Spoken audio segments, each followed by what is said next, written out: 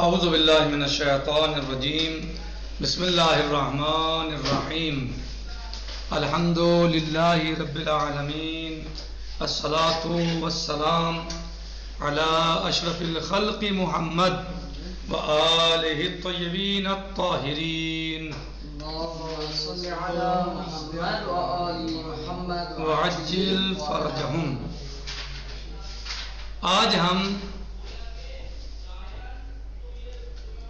گزشتہ اشیاء سے فارغ ہو کر ایک نئی بحث میں داخل ہو رہے ہیں اور ایک نئی بحث کو شروع کرنے جا رہے ہیں۔ اب تک ہم نے علم اصول کی تعریف کو پڑھا، علم اصول کے موضوع کو پڑھا، علم اصول کے فائدے کو پڑھا اور کوشش کی حتی الامکان سمجھنے اور سمجھانے کی۔ بہرحال اللہ عز و جل ہم سب کو توفیق دے کہ ہم تمام دروس کو اچھے طریقے سے سمجھ سکیں اور سمجھا سکیں، اور ان سب کو سمجھنے اور سمجھانے کے بعد خدمت مذہب اہل بیت اطہار علیہم السلام اچھے طریقے سے انجام دے سکیں۔ کیونکہ ہم لوگ عصر غیبت میں رہ رہے ہیں، عصر غیبت میں زندگی گزار رہے ہیں، اور ہمارے مولا و آقا ولی و سرپرست ہماری نگاہوں کے سامنے نہیں ہے، بولے وہ ہماری پردے غیب سے ہی نگرانی، دیکھ بھال اور مدد فرماتے ہیں، لیکن ہماری نگاہوں کے سامنے وہ نہیں ہے۔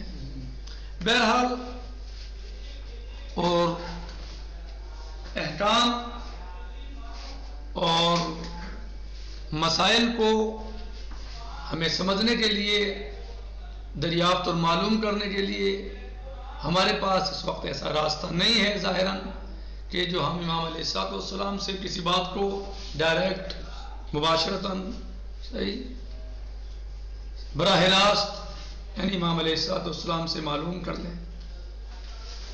ہمیں انہی چیزوں پر یا انہی طریقوں پر عمل کرنا ہے اور سمجھنا ہے کہ جو آج سے مثلا قرآن کریم 1400 سال پہلے نازل ہوا، جو آج بھی ہمارے درمیان الحمدللہ اسی آب و تاب کے ساتھ موجود ہے کہ جس آب و تاب کے ساتھ، جس عظمت و جلالت و منزلت کے ساتھ اور اہمیت کے ساتھ وہ نازل ہوا تھا، نبی کریم محمد مصطفیٰ صلی اللہ تعالی علیہ وآلہ وسلم پر۔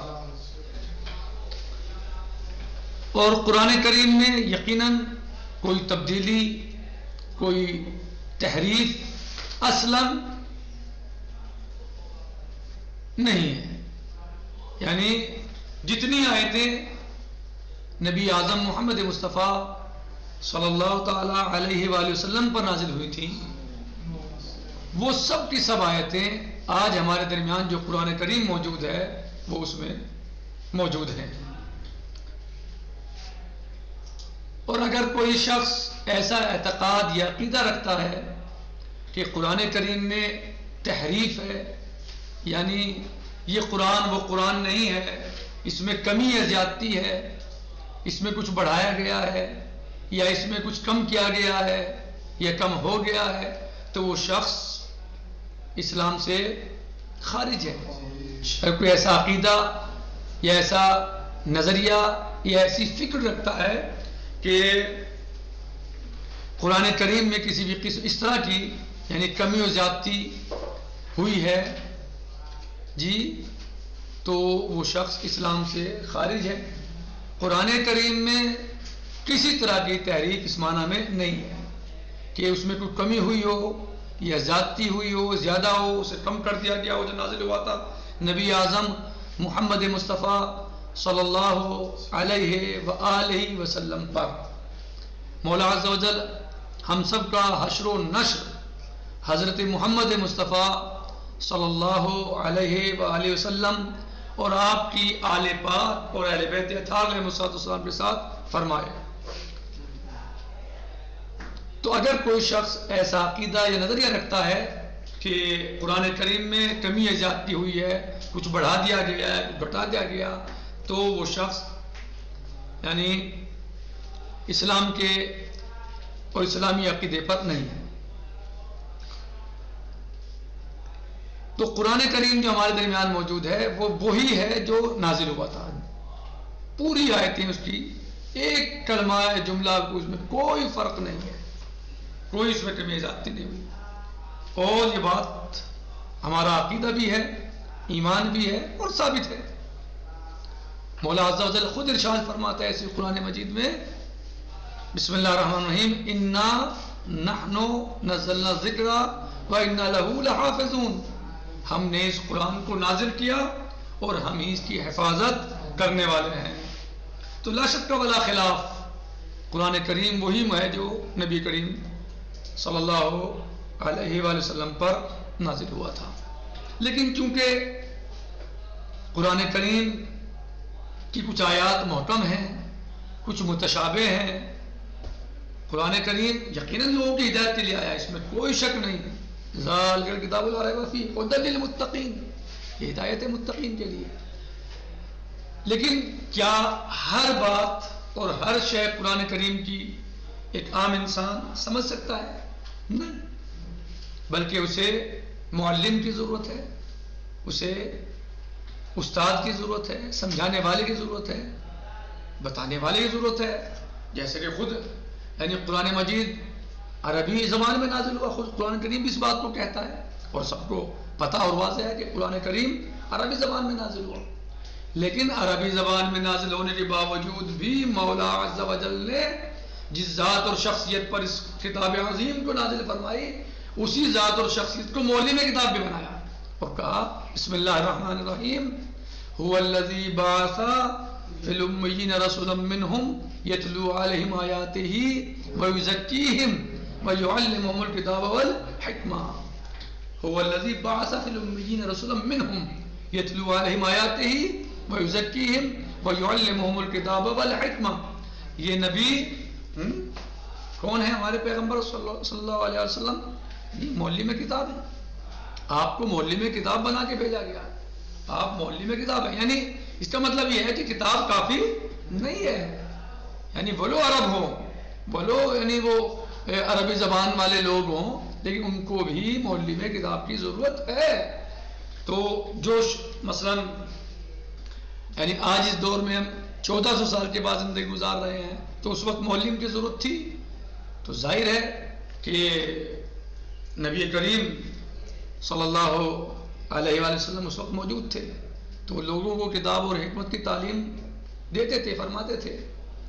نبی کریم محمد مصطفیٰ صلی اللہ علیہ وآلہ وسلم کی رحلت و وفات کے بعد جی دنیا سے یعنی ہمارے درمیان سے چلے جانے کے بعد مولا متقیان علی علیہ السلام جو خلیفہ بلا فاصل ہیں نبی اعظم محمد مصطفیٰ صلی اللہ علیہ وآلہ وسلم کے، آپ یعنی مولا کائنات علی علیہ السلام خلیفہ رسول، تو جو کام نبی کریم کرتے تھے، فرمایا کرتے تھے، یعنی کتاب سمجھانے کا یا امت مسلمہ کو دین بتانے کا، سمجھانے کا، انسانیت سکھانے کا، تو چونکہ ظاہر ہے جو ان کی جگہ پر آئے گا، جو ان کا خلیفہ ہوگا، خلیفہ برحق ہوگا، تو وہ وہی کام کرے گا جو نبی کریم صلی اللہ علیہ وسلم کا کام تھا اور جو آپ انجام دیتے تھے۔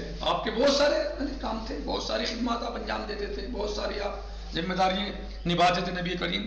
تو مولا متقیان علیہ السلام بھی ان معاملات میں کہ جو نبی کریم انجام دیا کرتے تھے، یا جن کو مثلا لوگوں کو سمجھانا، انسانیت کا درس دینا، لوگوں کو احکام الہی سے آگاہ کرنا، رضا الہی کے بارے میں بتانا کہ اللہ کس چیز سے راضی ہے اور کس چیز سے راضی نہیں ہے، ان تمام باتوں کو مولا متقیان بھی اللہ کے بندوں کو بتایا کرتے تھے، ان کو درس دیتے تھے، سمجھاتے تھے۔ پوری زندگی تاریخ ہے، آپ دیکھ سکتے ہیں، مملوء اور بھری ہوئی ہے مولا متقیان علی علیہ السلام کی خدمات سے۔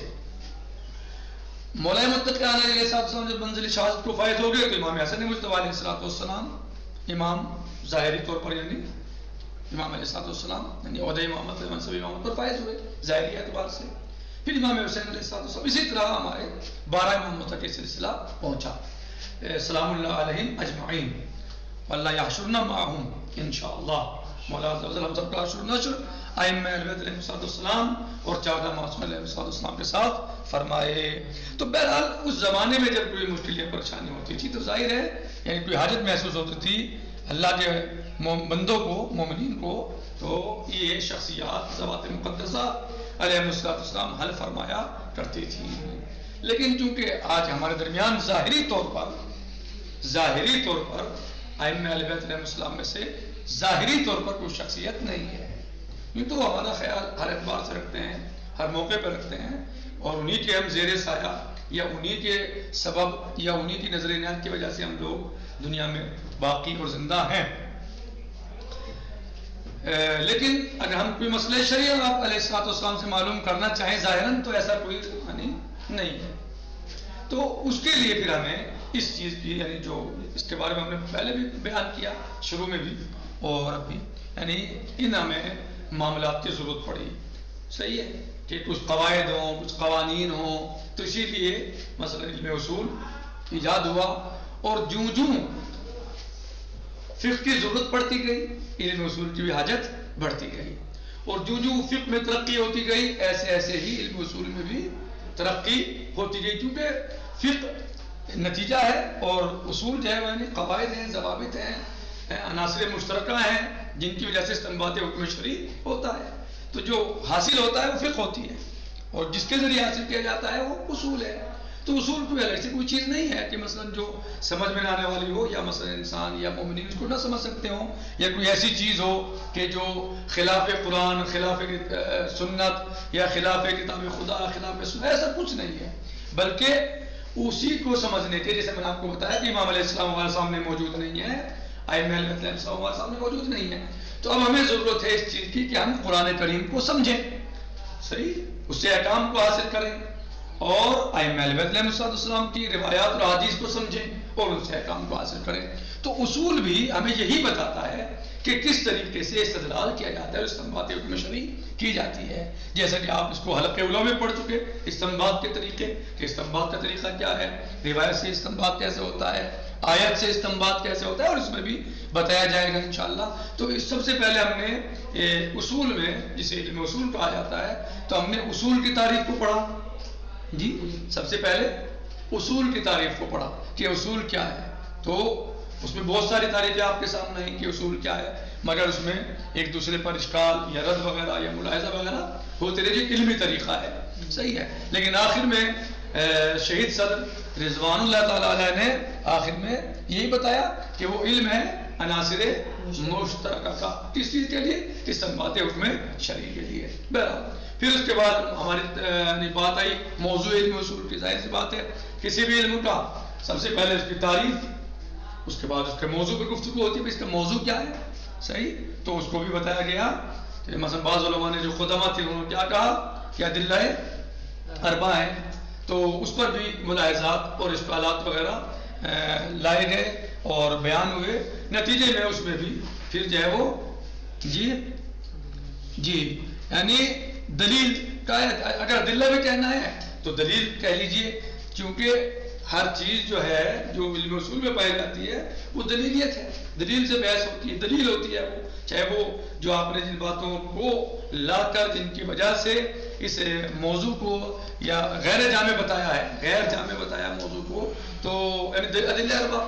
تو ادلہ اربع ہر چیز کو شامل نہیں ہے لیکن آپ جو چیزیں جن کو شامل نہیں ہیں تو وہ بھی دلیلیں ہی ہیں. کل ملا دیا ادلہ اربع ہٹا دیجیے تو آپ عام دلیل کر دیجیے. ادلہ اربع کے علاوہ لفظ دلیل سے یعنی دلیل کہہ لیجیے یا اس کے علاوہ پھر خود شہید نے تو پھر آخر میں نتیجتاً شہید نے مثلا یہی آخر میں یہ ہوا کہ فصحہ یعنی پھر صحیح ہے کہ کہا جائے کہ موضوع علم اصول کیا ہے وہ ادلہ مشترکہ ہیں استدلال فقہی میں صحیح ہے. اور جتنی بحث اصولی ہوتی ہے وہ سب جو ہے وہ کہاں ہوتی ہے بحث اصولی سب کی سب کہاں ہوتی ہے یعنی دلیلی کے اس میں ہوتی ہے دلیلی کے بارے میں ہوتی ہے دلیلی ہوتی ہے وہ بحث اصول کے فائدے کے بارے میں کہ علم اصول کا فائدہ کیا ہے علم اصول کیوں پڑھتے ہیں اتنی محنت اتنی مشقت اتنی دماغ زنی کیوں کرتے ہیں ذہن لگانا اتنا جو ہے وہ استعمال کرنا ذہن کو کہ اس کا فائدہ کیا ہے. تو وہ فائدے بھی آپ جو ہے پڑھ چکے کہ علم اصول کا فائدہ کیا ہے.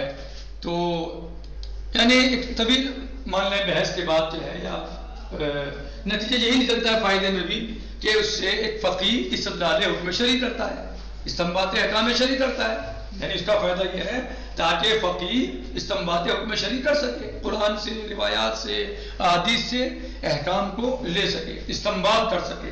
اور اب ان سب کے بعد جو ہے یعنی جب ہم نے اس کا تعریف کو پڑھا، ہم نے اس کے موضوع کو پڑھا اور اس کے فائدے کو پڑھا اور دیکھا اور اپنے اس کو یعنی یہ سمجھا، تو پھر ہماری بحث شروع ہوتی ہے ایک نئی بات جو یعنی علم اصول کی بات شروع ہو رہی ہے۔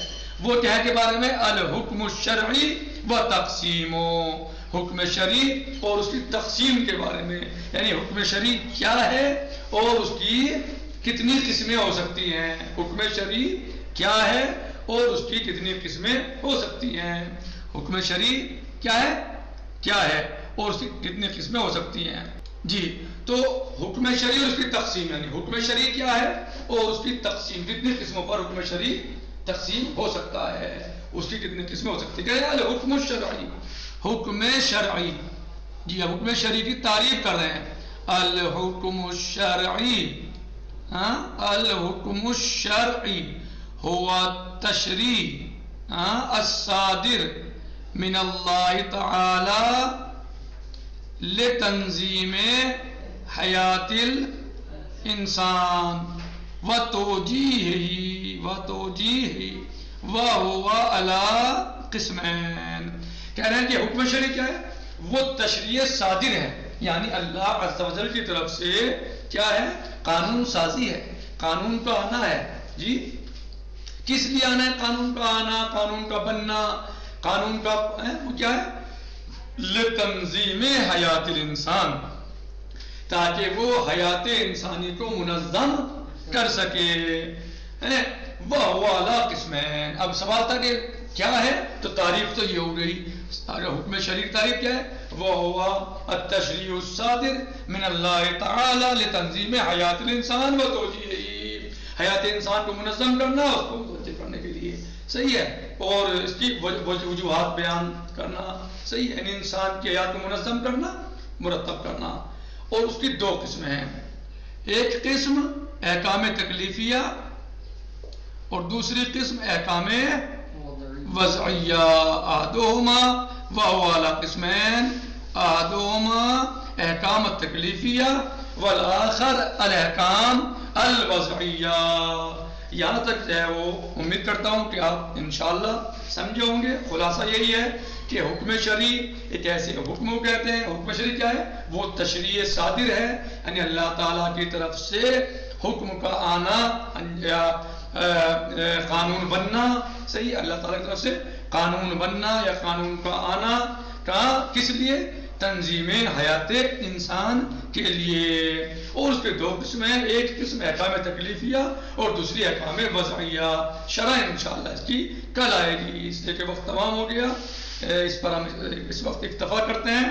والحمدللہ رب العالمین۔ امید کرتا ہوں کہ انشاءاللہ سمجھ گئے ہوں گے۔ فی امان اللہ، خدا حافظ۔